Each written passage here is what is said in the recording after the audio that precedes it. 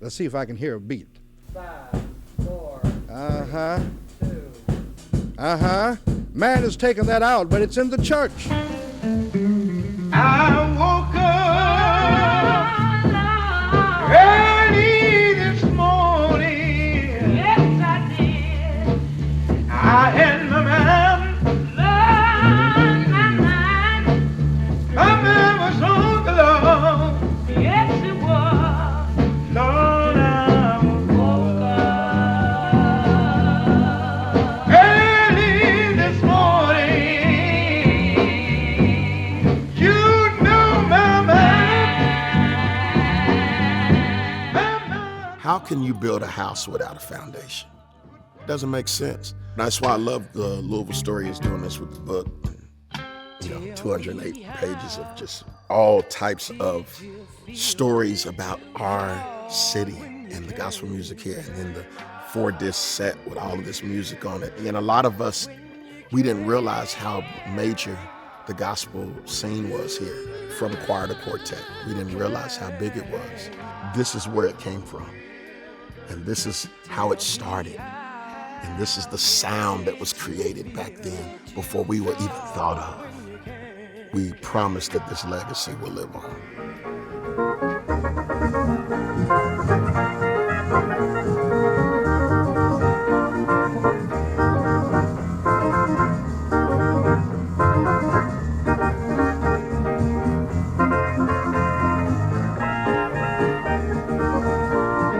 We were doing some things back then many of your gospel groups wasn't allowed to do.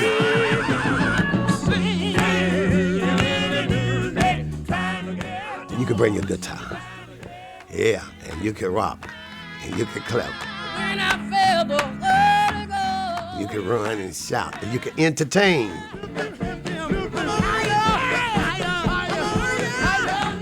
I can't treat my neighbor right. Well, tell her.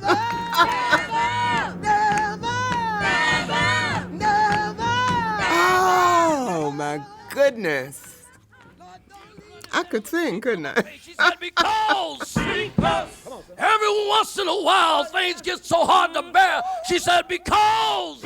Back in the day, you know, those old scratchy albums you hear, deep down there's an expression of soul. Give me the soul part. Give me the kind that when I'm down and out, I can go into a corner and sing, there's not a friend like the lowly Jesus. Oh, Jesus. Music, it gives you a release of what you are going through. A lot of times the spoken word won't do it, but music will. I feel like pressing my way. Once you get in the groove, if the Spirit of the Lord fall in, that's it.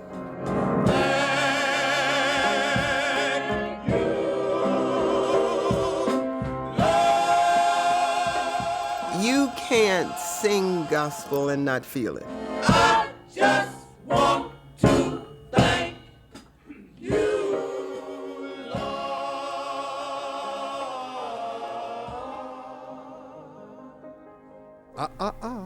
Don't touch that dial. Leave it there. We'll be right back after this message.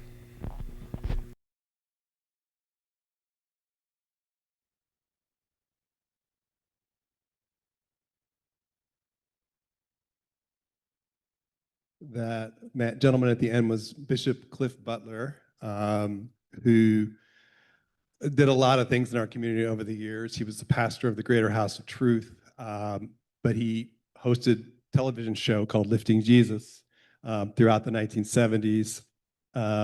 He had a record label. He had several record labels, one called Blessed that released a lot of gospel artists locally.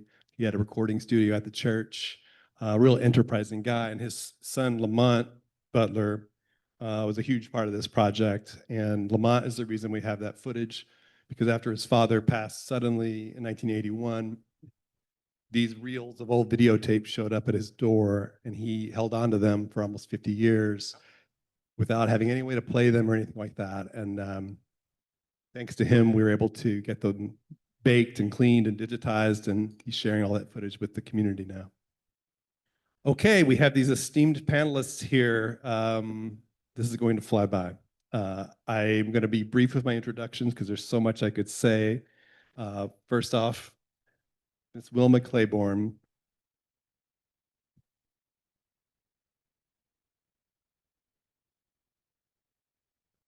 So many things I could say about her. A lifelong award-winning educator in Jefferson County Public Schools, biology teacher. Also, while doing that, ran Grace Gospel Records, which was both a physical gospel record store on West Chestnut Street and was a record label that recorded artists, put out records, all that stuff, all while teaching and all while being very, very involved nationally with the National Convention of Gospel Choirs and Choruses. Still board member to this day of the National Convention of Gospel Choirs and Choruses, which was the institution founded by Dr. Thomas A. Dorsey out of Chicago, who is widely regarded as the founder of gospel music. And all of her family members are involved in gospel music too, so many generations. So I'll stop there, but very honored to have Miss Wilma here. You know, this is someone who knew Thomas A. Dorsey, you know, talk about primary sources, incredible. So thank you for being here.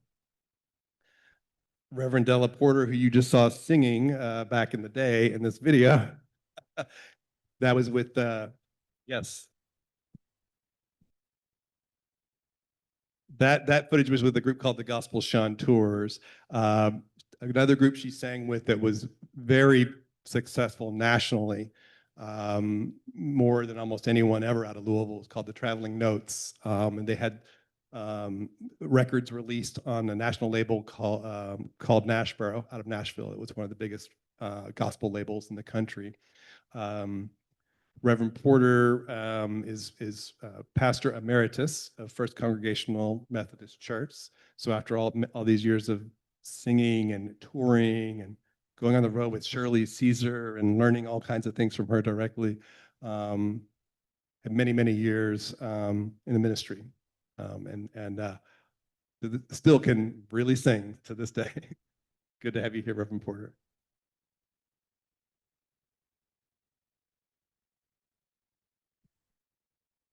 And Mr. Raoul Cunningham, who most of you probably know from his many years of work for a more just society here in Louisville. Recently retired from a long tenure as the president of the Louisville NAACP.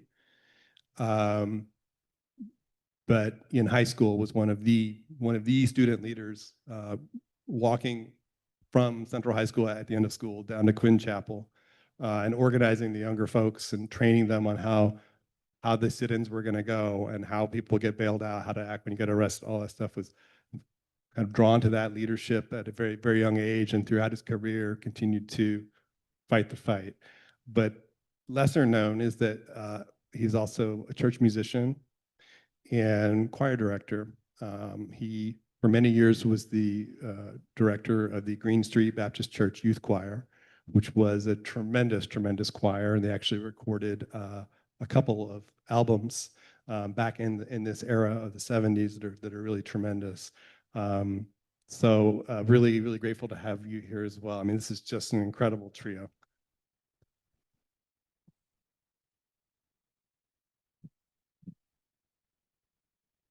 So this is going to fly by, but I'm going to start with you, Miss Wilma.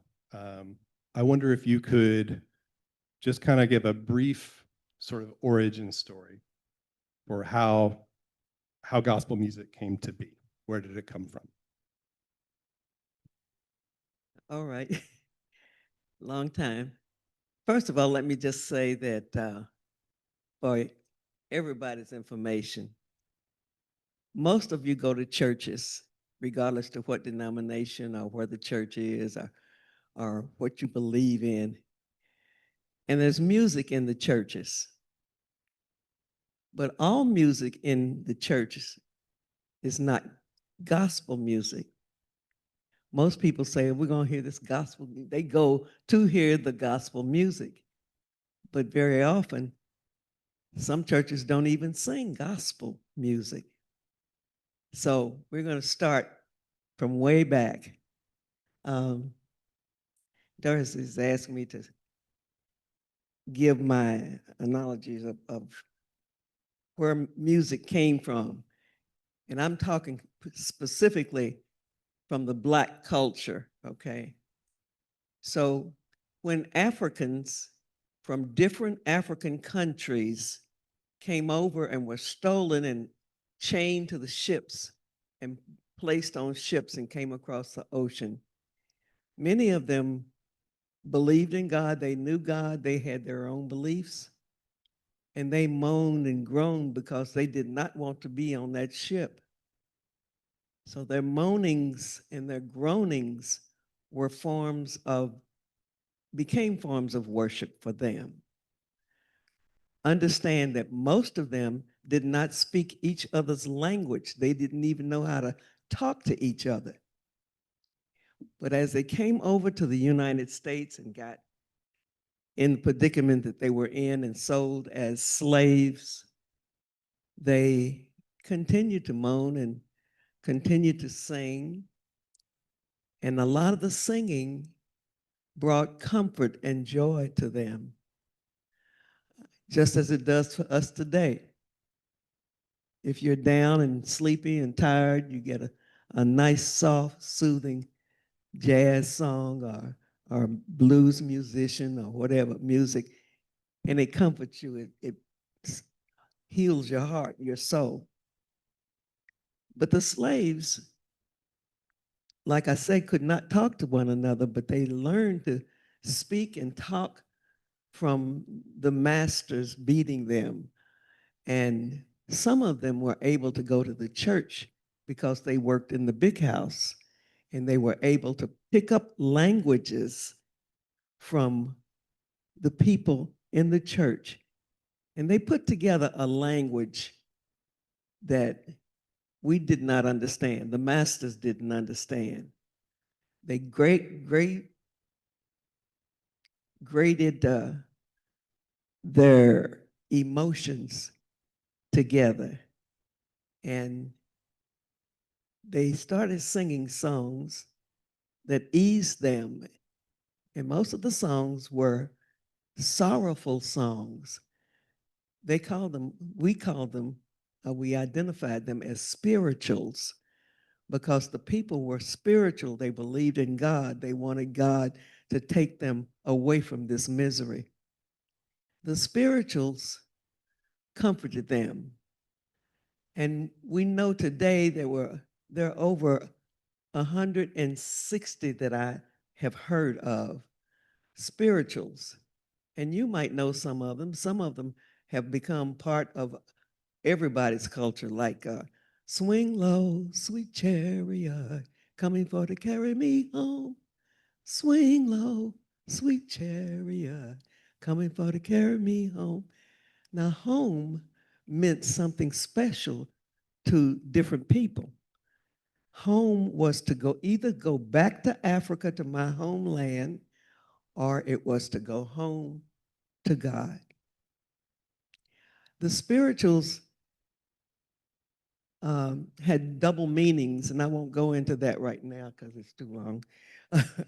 But there were double meanings, and they continued. The spirituals continued to be sung and sung in the fields as they were working. They were sung to help them get away from slavery. And many of them became a little bit joyous. They still relied on God. Those people who didn't rely on God and just hated where they were, they sang too, but they didn't sing spirituals. They sang what we call now the blues. And the blues got them over, okay? So the spirituals turned into, as they continued to grow and progress and understand ways of life, became a little bit more joyous. And that joyous period of time became a happy time. And the songs became what we call now Jubilee songs. The Jubilee songs were the happy side. I'll sing one that probably most of you know. Some glad morning when this life is over, I'll fly away to my home where joy shall never end. I'll fly away. Okay, so that group of songs were happy and joyous songs, and it gave them encouragement. It helped them to feel free in God. They're still sung in churches today. Okay, joyous Jubilee songs. And every Sunday, I was minister of music and still play the piano at my church. But every Sunday, I would always include a Jubilee song because most of our people thought that they were just supposed to sing gospel songs or hymns. Now, after the Jubilee, before the Jubilee, along with the Jubilee, there came the hymns, and the hymns were just songs that talked about God, where I'm going, or what He's doing for me, what He's doing. I'm going to take a ship in the good old gospel ship. I am going far beyond the sky. Have you heard that one? I'm going to shout and sing till the heavens ring. And when I bid this world goodbye. Then they sing songs like Nearer, My God, to Thee. That's a hymn. And there are hymns, a lot of hymns. There are, hundreds of hymn songs. Then after the hymns, there was just a group of sacred songs. Or then we had anthems. The anthems were scriptural, taken directly from the Bible, but they were sung on a more classical level, classical music. Okay. And then after the hymns and the anthems, of course, there were cantatas. And after the cantatas, we go into the sacred songs. And those sacred songs, the hymns, were sung by groups, by choirs, by soloists. And there was a blues musician, a jazz musician by the name of Georgia Tom. His real name was Thomas Andrew Dorsey. His father was a minister, the pastor, and his mother was a pianist of the church. And Tom was one of the kids just growing up. He was about, I think he was the fifth child. And he watched his mother and he learned the chords and whatnot. But he didn't have any place to play in church because his mother and his uncle also played the organ in church. And Tom decided the kids, the neighborhood, everybody knew Tom could play. And he went down the street and around the corner to the juke joint. And yes, he played in the juke joint. And when he played there, they paid him. They gave him a nickel. They gave him a quarter every now and then. And he learned that he could make that money playing there. So that's why Georgia Tom became Georgia Tom. Well, he went on and he graduated, went on up to Chicago. He got married, went to Chicago, and he became Ma Rainey, who was a blues singer, very famous blues singer, her music director. But he was convicted. He knew he shouldn't be playing in the clubs, but he wanted that money, okay? And of course, the church wouldn't allow that. Churches didn't pay musicians back then. Some of them don't do now. I was told when I was growing up, that was your Christian duty, that you were supposed to. God gave you that talent, you use it for Him. And so, all right. But Georgia Tom was playing one night, and he had tried to play for a church, and the pastor wouldn't allow it. He said, "No, we're not having that stuff in my church." So they kicked him out. He tried another church, and they didn't want him.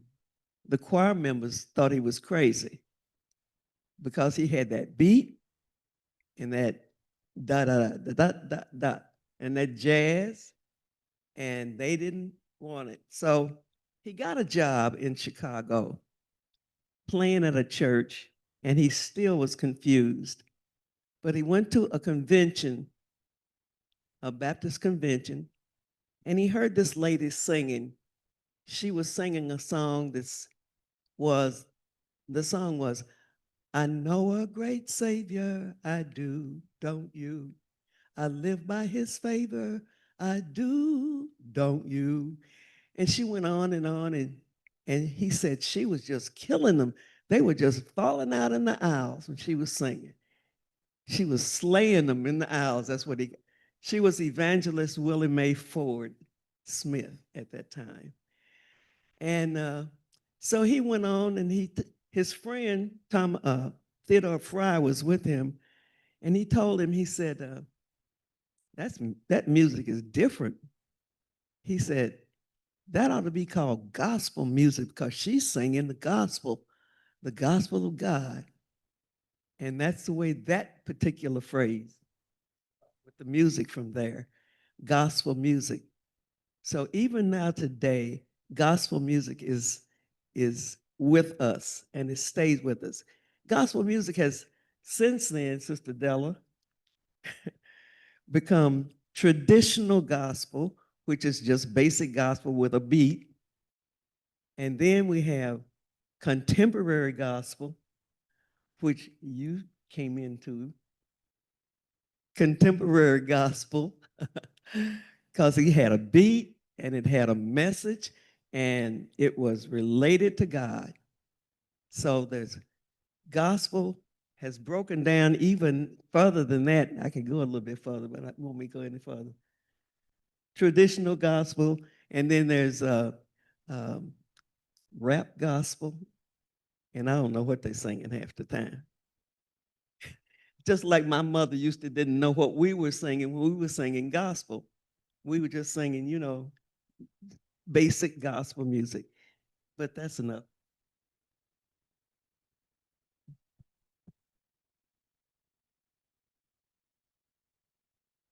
That's just a taste of Miss Wilma Clayborn. You should read her chapters in the book. There's so much knowledge, so well communicated. Thank you. Since you're talking about singing, you're kind of nudging Reverend Porter. Reverend Porter, there's a microphone on the table right there. I'm gonna ask you next. Kind of fast forwarding in this era, this project focused on the recordings that are part of it were originally released as records between 1958 and 81. So that's sort of the era. You devoted so much to participating really actively in the gospel music community here in Louisville. And I wonder if you could talk a little bit about maybe about how you got into singing, and then maybe some of your experiences as a young person being part of this group that really is able to go on the road, is having records put out nationally and all that stuff. So whatever slice of that you feel like getting into. OMG, as the children say.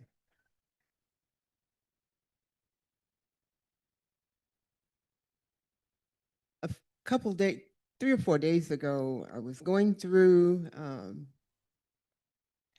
my mom, who has passed away, had a miniature trunk that I had not known anything about until maybe 5 or 6 years ago before she passed. She had an accumulation of pictures, photos. Okay. And one of them was me, my sister, and 2 others at church. We were raised in Cogent, Church of God in Christ. And we were graduating from the Sunshine Band to the next level of Sunday school. And it was out of the newspaper, but it did not have a date. And I was trying to figure how old I was on that photo. And it had to have been 6 tops, something like that. And I thought about that most of the night because that's when I started singing. If somebody usually asks me when I started singing, I say when I was knee-high to a duck. Because I don't remember not ever singing. That was part of me. I was always in the choir or singing solos, but it was just a process. It's just what you do. Yeah, and coming up in Kojic, you were in church all the time. Wilma was talking about, the responsibilities, and Sunday was church from sun up till sundown. And that, of course, one of the differences now is parents or guardians go knock on the door. You going to church today? Well, see, that didn't happen then. It was, are you ready? Because you went to church, regardless of what you wanted to do. And if you could go out on Saturday night, you could go to church on Sunday. So I don't remember not singing, but I was raised, if anybody in here knows anything about Highland Park, used to be Highland Park. Yeah, right off Crittenden Drive. Yeah, between Crittenden Drive and Louisville Avenue. Yeah, and that was a village. We were just one big family. And there was one difference about Highland Park. We would stroll. You don't know what I'm talking about. In the evenings, this time of the evening, you just walk. Just walk. So 4 or 5 of us would walk, but we would sing. And we made the best harmony in the world. It was just natural. It just happened. Yeah. So as I got older, went to college, one of the first things I declared, one of the first declarations I made was that I was never going to go to Sunday school anymore. And I was never going to sing another solo, And about the 3rd Sunday run, about 3 or 4 of us got together because I went to Central State right across the ravine from Wilberforce University, which was a Methodist school. We couldn't wait to get to church, so we went in our pajamas. And became active with music. I sung first with a quartet group called the Starlight Singers. And then we were at a service, and that was an a cappella group. That was what was unique about it. And then I started singing. I heard the traveling notes at a program, that's what we call them, and I was attracted to them, and Lucille called me, and so I left the Starlights, and they were mad at me, yeah. But that was where what Wilma is calling the contemporary gospel. From the Starlight Singers and their quartets, we went to a more contemporary gospel that was rhythmed up. We sung songs that we originated or took one of the hymns and made a gospel song out of it. Yeah. That was part of my life. I just, and the Traveling Notes traveled. We went on tours. And a lot of the photos that you're seeing were the musicians that we had, and it was my life. And but I never, I have to give the Louisville Story Program credit for me knowing that I could sing.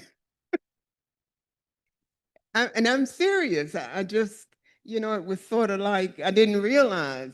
And I didn't know that the people in Louisville knew Della Porter. I didn't know Wilma knew me, but I mean, our lives touched on various occasions. And so that's how I got into it. And then God called me to preach. And I didn't want to recognize that. And if there are any preachers here, I don't have to tell that story. You know how you run. You don't want to do it. And my life was gospel singing. And so I finally accepted my calling, but I did not know how to separate myself from the traveling notes. So the only way I knew to do it, Ron, was to write a letter. And at that time, we had mailboxes on every corner, and I dropped it in the box. And of course, they called. I didn't think I could survive without singing gospel. Yeah. Because gospel is your soul. There's no way that I could stand up and sing Precious Lord the way he wrote it, but I sing it from me. And that's how I define gospel singing. It's or give me, we used to sit around when we were at rehearsal and start tapping and then put some words to it. And before you knew it, we came up with Jesus, What a Wonderful Child. Anybody know what I'm talking about? That song that you hear every Christmas. Traveling Notes wrote that song. And it's still going, and that was 60s. Yeah, that was we recorded that song. Still going, but that's gospel. That's how I got into it. And I still love it. But I'm retired from pastoring, and I'm still working my church, but I don't have the responsibility, but I can't find gospel programs. We went to church, went to eat, and then we found the program for the day. And I'm disappointed because we had all of those groups and we would become one. If your alto singer wasn't there, somebody else you didn't have to ask anybody, we just got up. Yeah, Wilma was mostly with the choirs. I was with the smaller groups. Ron was with the choirs. Ron was everywhere, just whatever. Yeah, but it's totally different now, and I'm disappointed because sometimes I don't know where to go on. I'm gonna stop. Well, you referenced programs back in this era and how there was so much going on, on any given Sunday. I wonder if it can be you or anyone can jump in, but maybe just describe what on a typical Sunday, all the flow of that day and the number of programs that might be happening that you might go to over the course of really any Sunday during that era. Can you paint that picture for the audience a little bit? Well, we found out whose program started at 3 and then who started at 4:30. And we supported one another. We didn't get home until 9 o'clock, 10 o'clock at night. Because the quartet people didn't get home till 1. Yeah. I mean, that was, you went to church, And then you went to eat at Sandy's out on Dixie Highway, or what was her name there? At, Blue Boar, or Irma's, yeah. And you kind of touched and found out where who was going to be. And that's what you did. You know, we just stayed together. So we were individual groups, but we were one still together. Yeah. Let me say that these groups, the groups formed as a result, and I've seen this over and over later on. There are many people who are sitting in church and they sing, but they don't sing in their church choir, or they don't sing solos, or they don't, do praise and worship. But we found out that Della could really sing. Norma could sing. Darcy has a good tenor voice, and he likes to sing in his church. We can put a group together. And so that group got together. They were not necessarily of the same church denomination.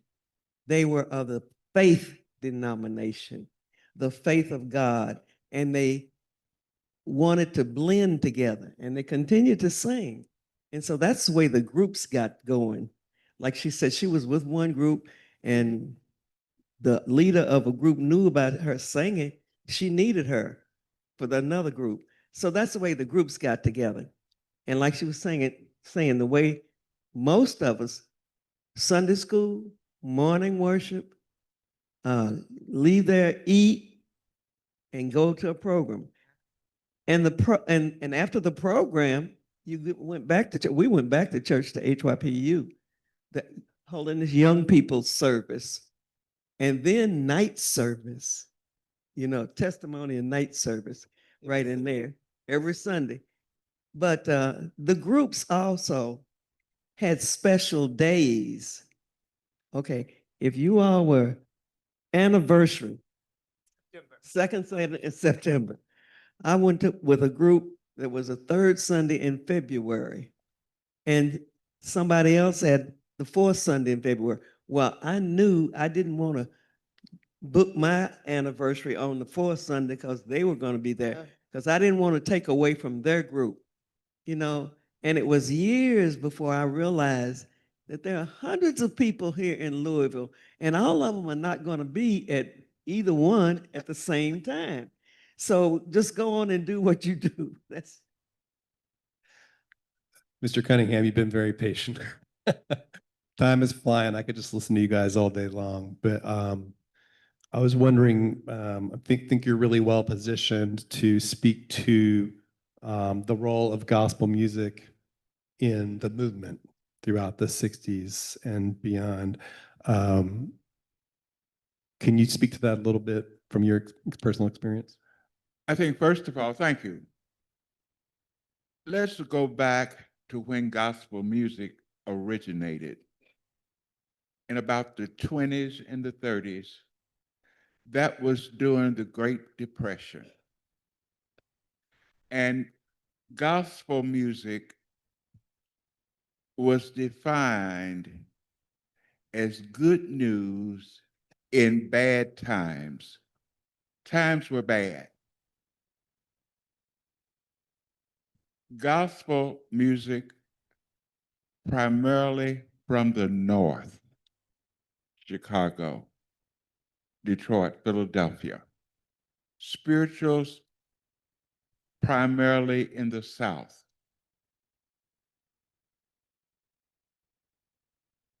I went to a church, a traditional Baptist church, took music, and I see one of the persons that took music at the same time that I did from Miss Menace in the audience. Green Street was also the second African-American Baptist church in Louisville. It was traditional. We didn't sing gospel. We did hymns anthems. However, in the 60s, we began to change. But also, if you ever remember the civil rights movement, we sang as we demonstrated, as we marched, and we took spirituals and gospel. Everybody knows amen. We sang oh freedom.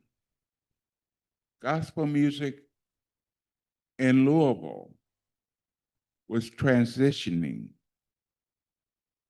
You could tell the churches that had the Hammond organ or the Hammond organ churches did gospel.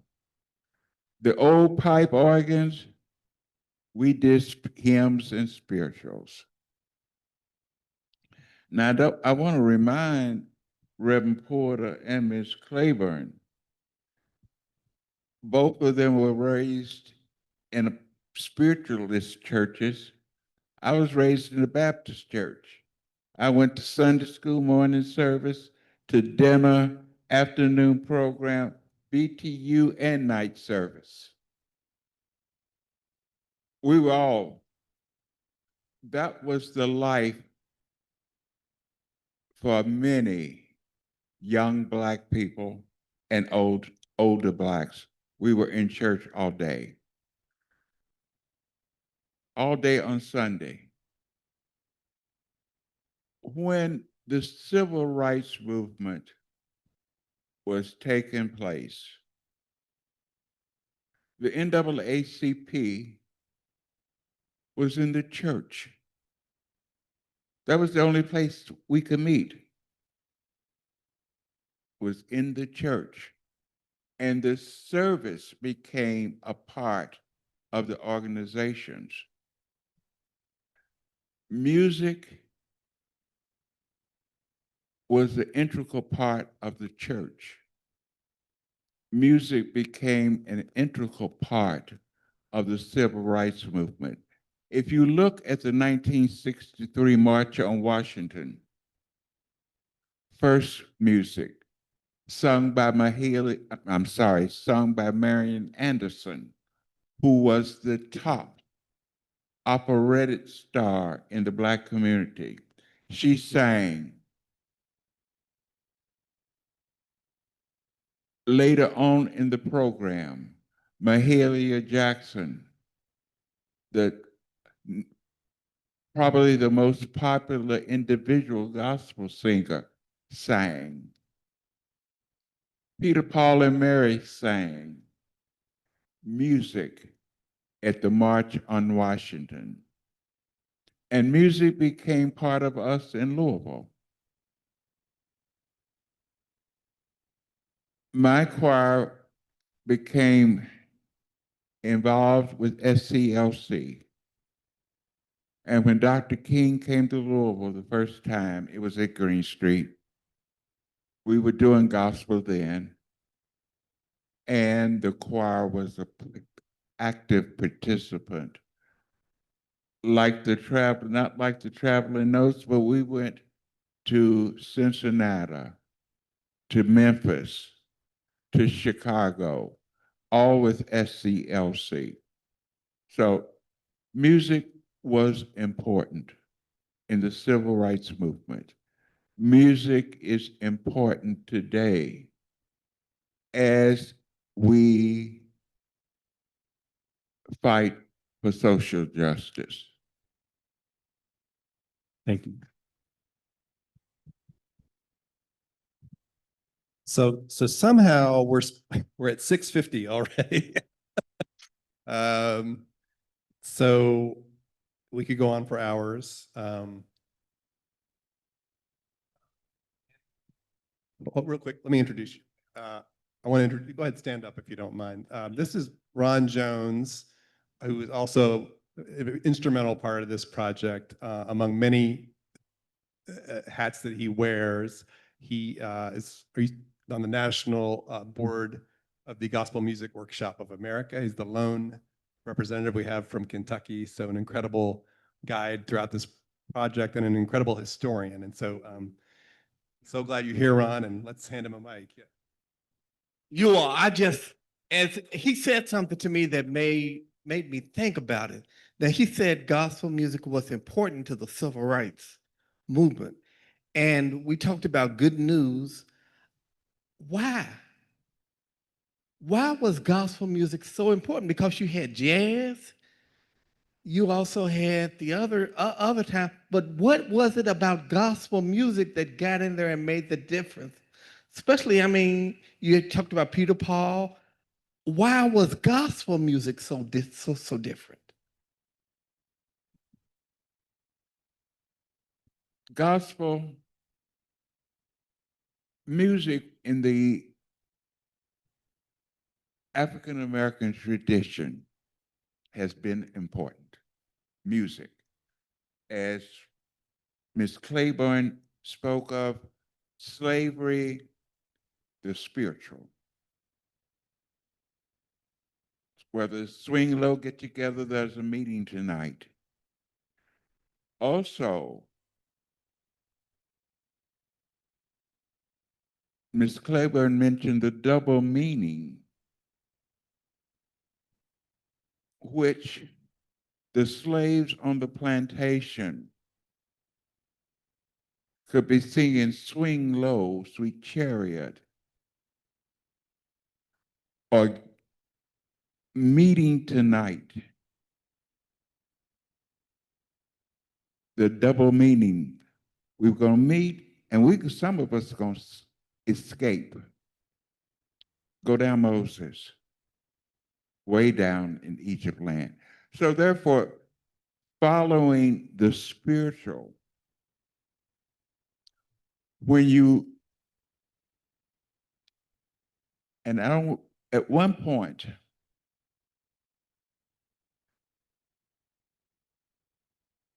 during or at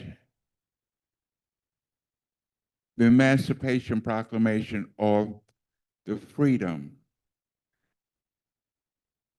the freed slaves did not want to necessarily associate with Africa. If you look at the churches began to change its names from Green Street, from Second African Baptist Church to Green Street Baptist Church. But we didn't sing spirituals. We sang the hymns. And then we began, when gospel music in the 20s,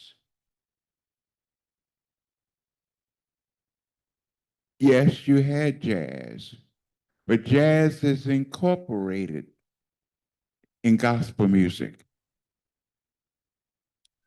The anthems are incorporated in gospel music. Gospel music became the music of that time period that we could sing in our churches, we could sing in our programs. One of the aspects of when we were getting ready for the March on Washington, we brought gospel groups from Chicago into Louisville to help us not only prepare, but to inspire. Gospel music can inspire. Music can inspire. All music can inspire, but gospel music, good news, bad times, and that it was the form of music that was inspirational. Mahalia Jackson, James Cleveland, all for those gospel, the Caravans,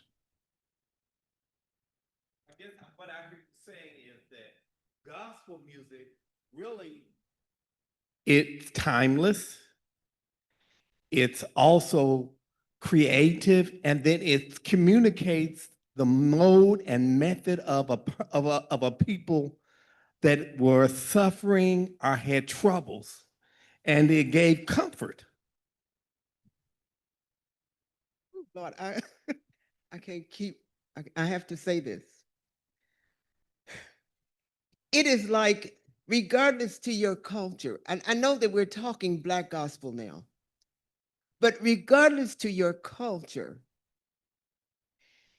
if you need to say something meaningful, if you are in trouble, if you're burdened, if you are up against, if your back is against the wall, you say, according to a song, Jesus, keep me near the cross. But listen, if your back is against the wall, that's not how you do it. If your child is about to run out in the street, you don't say, Jimmy, come back here. You say, come back here, Jimmy. That Black gospel came because of a struggle. And it's still happening now, and gospel is still here because you say it from your soul. That's the key. It is from your soul. And from all of the movements, all of the advancements that we have made came from, there's a meeting on the old campground tonight. Because it meant something. It meant then, and it means now, deliverance. It means everything is going to be all right. But when I sing gospel because it comes from my soul. Darcy can sing, but he can't sing it like I can. Because he hasn't, I never experienced the cotton fields, and that's not what I'm saying. But I know what trouble is, and I know what my ancestors did. And I know that they wouldn't say, Jesus, keep me near. They would call on Jesus.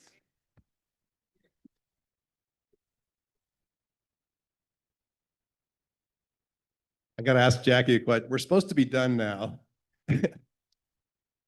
We're probably willing to keep going for anyone that's to hang out with us, but how do you need to do housekeeping before we break into bonus time? Or are we not allowed to break into bonus time? Oh. Okay, so I think, unfortunately, I can't hand you the mic, but I can say there's a box set over there that's got 200 pages of history from these folks and many other folks. It's got 83 songs that are restored from the original vinyl that are in CD form. They're also on every major streaming service if you don't do CDs anymore.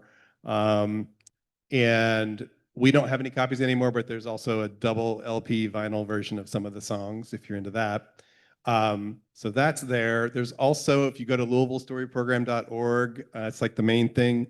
There's a link to the Gospel Music Archive, which has about 1,000 songs, every record we came across, about 1,000 photos, all these videos, and it's a living repository that will continue to be added to.